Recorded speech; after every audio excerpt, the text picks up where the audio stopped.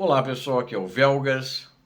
Hoje é dia 14 de fevereiro de 2026, 16 horas, horário de Brasília. O sistema Putin em autodestruição, confiscos em massa e a verdade sobre o acordo final. Quando eu me refiro aqui ao acordo final, é o cessar-fogo, ou talvez o acordo de paz que todo mundo quer, mas não se chega a uma definição por causa disso, graças aos esforços que a Rússia faz para atrapalhar tudo. E a questão do sistema em Putin em autodestruição é o regime dele, é o sistema dele que está ruindo.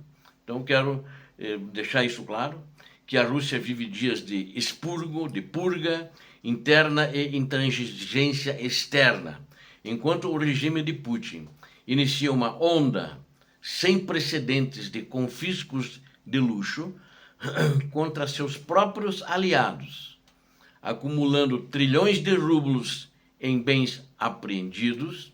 O chanceler Sergei Lavrov joga um balde de água fria nas esperanças de paz. Moscou rejeita o plano de 20 pontos e exige que o mundo aceite os termos de uma rendição ucraniana incondicional. Quero convidar a você que considere, inscreva-se nesse canal, o canal da verdade, o canal do Velgas, porque aqui você vê a verdade e fake news são proibidas. Convido a todos também a darem um like, compartilharem com suas redes sociais e façam os seus comentários sempre muito bem-vindos. Muito obrigado.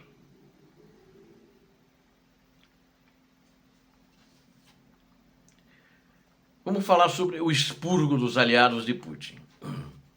O sistema de Putin, do regime do ditador da Rússia, começou a se canibalizar, né? E não é de hoje, não é de ontem, mas já começou há um tempo não muito distante a se canibalizar. Nos últimos anos, o Estado confiscou mais de 100 bilhões de rublos em mansões, carros e relógios de luxo de seus próprios funcionários e juízes. E vocês vão se assustar até com algumas coisas, alguns exemplos que eu vou dar, que significa também que, face juízes e políticos, existe uma corrupção muito grande para o nível de bens que essas pessoas têm lá na Rússia, um nível de corrupção muito alto. E também quero falar que ele deixou até os bilionários, que são os chamados oligarcas, entre aspas, né? Eles que são grandes financiadores do regime, nem eles estão a salvo. Vou até dar um exemplo já agora. O bilionário Konstantin Strukov, é um deles, né? Perdeu sua empresa e foi preso, provando que na Rússia atual ninguém mais tem imunidade garantida. Isso é um ódio que vem de dentro do próprio ditador, na minha avaliação, onde ele começa agora nessa canibalização da sua própria carne, né? Eu digo o seguinte, que ele está pegando aqueles que o apoiaram, os aliados, e está arrebentando com eles e tirando as coisas deles, os bens deles também. E são esses números assustadores de corrupção para a Rússia, não para mim. Quanto pior tiver a Rússia, é melhor para a Ucrânia. São números assustadores, né? Os casos impressionam. Tem o caso de um ex-juiz de uma região da Adiguésia. Ele acumulou 114 terrenos e 26 casas sozinho. Ao todo, a onda de nacionalizações já rendeu 4 trilhões de rublos aos cofres do governo russo. É muito dinheiro. O Estado está virando como uma imobiliária, o Estado russo, né? Nessa observação rápida que a gente faz. O volume de bens é tão vasto, é tão grande, que o governo não consegue vender nem 10% do que ele aprendeu. E agora eles tentam criar uma estrutura, né? Um roteiro, uma estrutura para administrar essa montanha de propriedades confiscadas, que com certeza vai gerar mais corrupção, porque o governo quer vender para fazer caixa, para fazer dinheiro. Só que ele tirou isso de quem tem dinheiro, ou pelo menos tinha dinheiro antes, né, dos compradores. E os outros compradores que têm dinheiro e não foram afetados, acredito que não vão querer comprar, né? porque isso pode virar uma guerra de gangues na Rússia, né? E há conspirações, inclusive, contra o próprio ditador, que já está em curso. Enquanto o mundo fala em paz, né, a realidade das negociações não condiz com o que algumas vozes falam. E isso é confirmado pelo chanceler russo, o Sergei Lavrov. Ele veio a público desmentir qualquer progresso nas negociações.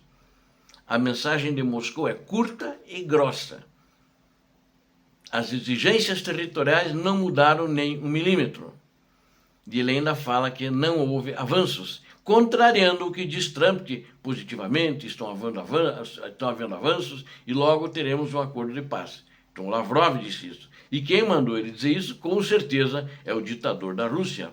E existe atrás disso também, que o Sergei Lavrov comentou, o que eu chamo de o fantasma de Anchorage, né? Anchorage é a localidade lá no Alasca, onde ele, o ditador da Rússia, e o presidente americano chegaram a um acordo sobre a Ucrânia. E achavam que estava tudo resolvido. E, na realidade, a Ucrânia não aceitou, tampouco a Europa, então não estava nada resolvido. E o Lavrov insiste em acordos secretos que teriam sido feitos com Trump em 2025 no Alasca. Ele sempre fala isso. E falou agora ontem também sobre esses acordos secretos. Mas ele não diz o que eram esses acordos secretos. Né? Que acordo Trump fez com ele. Só que a Europa, o Trump não é o dono da Ucrânia, o Trump não governa a Ucrânia, tampouco a Europa, e quebrou a cara. Ele achou que, ainda mais no rompante que ele estava atirando na Europa, atirando na sua retórica, atirando na Ucrânia, ele nunca ia conseguir com satisfação. Ele quis impor, e ainda quer impor. Né? Embora que ele um pouco baixou o tom agora um pouco, e o Lavrov ainda afirma que a Ucrânia deve apenas aceitar o que Moscou acredita que já foi decidido. Agora, o que é esse acordo? Eu tenho certeza que é a totalidade dos territórios que ela reivindica ali no leste da Ucrânia fazia parte desse acordo secreto. Mas o que mais? Porque ele fala de uma maneira geral acordo secreto, o que mais que ele decidiu com o Trump?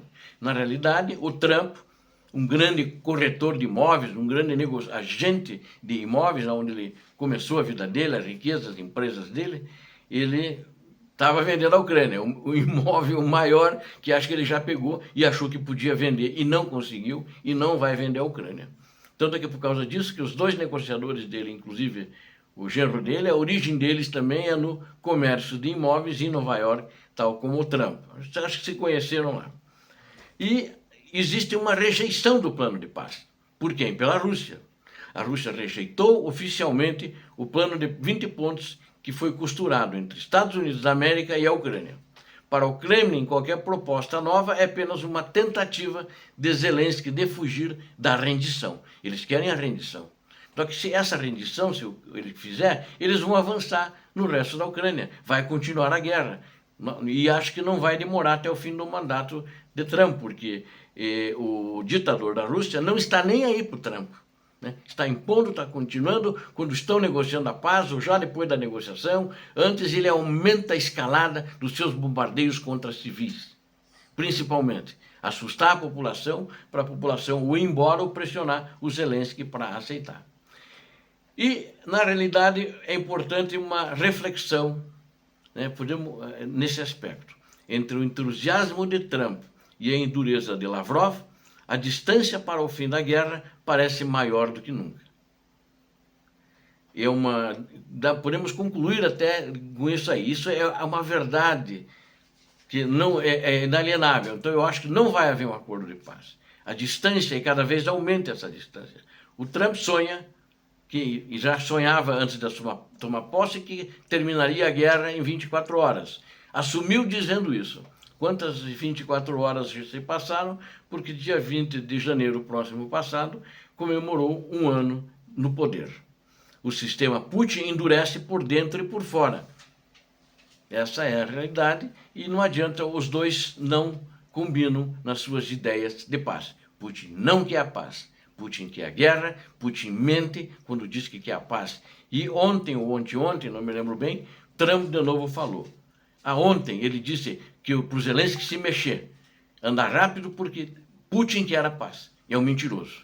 E assim como ele mente que não vai invadir a Europa, é outra mentira. Ele vai invadir a Europa, sim. Vai primeiro tentar restabelecer, depois da Ucrânia, se ele conseguir, não vai conseguir, vai tentar restabelecer o império da URSS, a famigerada União das Repúblicas Socialistas Soviéticas, aquela criminosa entidade comunista. É isso que os nazistas fascistas russos querem fazer voltar. Inscreva-se para não perder nada nos próximos, de todos os dias, vídeos que nós fazemos. Eu conto com vocês. Deus abençoe a todos vocês, Deus abençoe a Ucrânia, Deus abençoe o Brasil. Paz e bem, paz para toda a humanidade.